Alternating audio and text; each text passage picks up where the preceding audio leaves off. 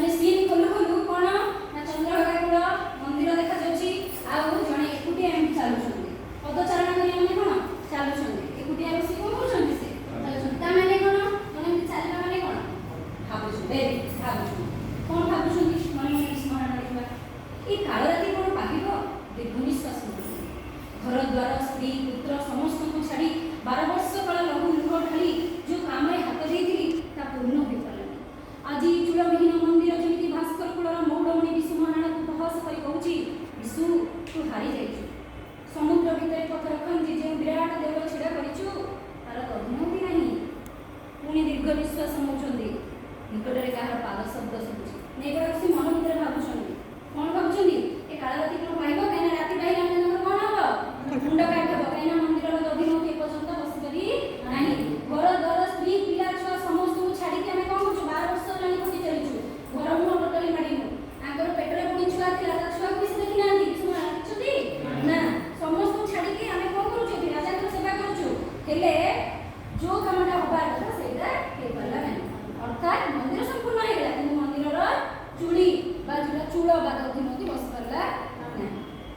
ଏତିକି ଭିତରେ ଜଣେ ଚାଲି ଚାଲି ତାଙ୍କ ପାଖକୁ ଆସୁଛୁ ହେଲା ତେଣୁ ତାର ପାଦ ଶବ୍ଦଟା ଶୁଭୁଛି କିଏ ସେ ପଚାରିବେ କିଏ କିଏ ସେଠି ତାପରେ ଗୋଟେ ଛୋଟ ପିଲା ଦେଖୁଛନ୍ତି କିଏ କିଏ ଦେଖୁଛନ୍ତି ବିଶୁ ମହାରଣା ଦେଖୁଛନ୍ତି ଦେଖିକି କହୁଛନ୍ତି କିଏ ପିଲା ତୁ ବି କ'ଣ ବିଶୁ ମହାରଣାକୁ ଥଟ୍ଟା କରିବାକୁ ବସିଛୁ ଧର୍ମା କହୁଛି ନା ବାବା ବିଶୁ ମହାରଣା ବାବା ଆଃ କି କ'ଣ କି ମଧୁର ତୋର ଡାକ ଡାକ ବାପ ଆଉ ଥରେ ମୋତେ ସେ ବାବା ବୋଲି ଡାକ ଧର୍ମା ପୁଣି ଡାକୁଛି ବାବା ବିଶୁ ମହାରଣା ସେ ଠିକ୍ ୟାରି ବୟସର ୟାରି ପରି ହେଇଥିବ ଆଃ ଖାଲି ସ୍ୱପ୍ନ ହୁଏତ ଦୁଃସ୍ୱପ୍ନ କାହା ବିଷୟରେ ଭାବୁଛନ୍ତି କହିଲେ ସେ ଠିକ୍ ୟାରି ବୟସର ପରି ହେଇଥିବ କାହା କଥା ଭାବୁଛନ୍ତି ତାଙ୍କ ପୁଅ କଥା ଭାବୁଛନ୍ତି ତାଙ୍କ ପୁଅକୁ ସେ ଦେଖିନାହାନ୍ତି ଯେତେବେଳେ ସେ ବାହାରିକି ଆସିଥିଲେ ସେତେବେଳେ ତାଙ୍କ ପତ୍ନୀ ଥିଲେ ଅନ୍ତଃସତ୍ତ୍ୱା ଗର୍ଭବତୀ ସେନା ନେଇ ତେଣୁ ସିଏ ଯଦି 1 ବର୍ଷର ହେଇଯାଇଥିବ 12 ବର୍ଷର ସେ ମୋ ପିଲାଟାକୁ ଏଡ଼ିକି ହେଇଯାଇଥିବ ସେ ତାଙ୍କ ପିଲା କଥା ଭାବୁଛନ୍ତି ଏ ପିଲାଟାକୁ ଦେଖିକି ଦେଖି ତୁମେ କି କାମ ଛୋଟ ପିଲାକୁ ଦେଖି ପଚାରୁଛନ୍ତି ଧର୍ମା କହୁଛି ନା ବାବା ଏଇ ଦେଉଳକୁ ଦେଖୁଥିଲି ସାରା ଦିନ ଖାଲି ଦେଉଳ ଆଡ଼େ ଚାହିଁ ରହିଛି ମାନେ ଦିନ ସାରା ଖେଳି ସେ ଖାଲି ଦେଉଳ କ'ଣ କରୁଛି ଚାହିଁଛି ବିଶୁ ମହାରଣା କହୁଛି କ'ଣ କହିଲୁ ସାରା ଦିନ ହଁ ବାବା କି ସୁନ୍ଦର କାରୁକାର୍ଯ୍ୟ ନିହାଣ ମୁନରେ ଓଡ଼ିଆ କାରିଗର ଯେମିତି ପଥର ଦିଗରେ ଜୀବନ ଦେଇଛି ମୋ ଆଖି ଫେରେଇ ପାରୁନି